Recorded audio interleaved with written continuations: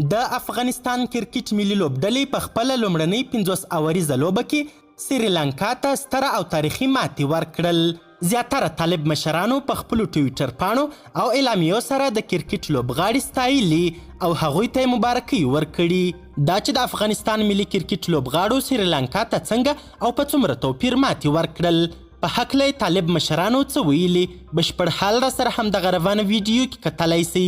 سلامونه قدرمنو لیدونکو، مشال پریس یوټیوب چینل ته مو هرکلی کوم.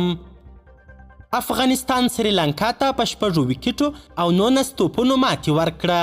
د افغانستان د کرکټ ملي لوبډلې له سریلانکا څخه د 3 یو ورځنیو سیالیو لومړۍ لوبه په 6 ویکټونو او 19 اضافي توپونو وګټله. افغانستان د لوبې پچه وګټله او غوره یې وبلله چې کوربه ټیم سریلانکا ته د بیټینګ بلنه ورکړي.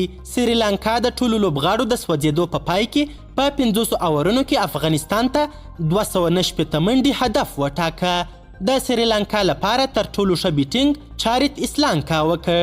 دا په 95 توپونو 91 منډې وکړې. 6 سره افغان بالرانو کې هیڅ یو د سریلانکا لوبغاړو په سوځولو کې بې برخې پاتې نسو. له فضل الحق فاروقي او فرید احمد پرته چې هر یوه 2 لوبغاړي وسوځول، نورو هر یو لوبغاړي وسوځاوه. په بیټینګ کې ابراهیم ځدران تر ټولو ښه وځلید. د په 98 توپونو 98 منډې وکړې. رحمت شاه بیا په 80 توپونو 55، حشمت الله شاهدي په 40 توپونو 38 او محمد نبی په 28 توپونو 22 ناسوځېدلې منډې وکړې.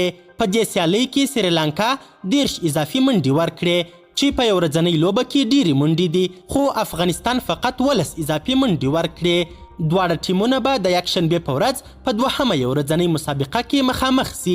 د دوی وروستۍ مسابقه به د چهارشنبې په ورځ وي. همدارنګه ټولو افغانانو خپل د کرکټ ملي اتلان وستایل او د دغې سترې بریا مبارکي ورکړه. طالب مشرانو هم پر خپلو ټویټر پاڼو د کرکټ ملي لوبغاړي ستایلي، هغوی ته مبارکۍ ورکړي او د لا بریا هیله یې کړې ده. قدرمنو لیدونکو، د ویډیو له کتلو مو نړۍ مننه. د لا زیاتو او نورو لحظه پر لحظه خبرې مطالب لپاره زموږ همدغه مشال پریس یوټیوب چینل سبسکرایب کړئ. تر بیا او بلې ویډیو ښه وخت ښې چارې، د الله په امان.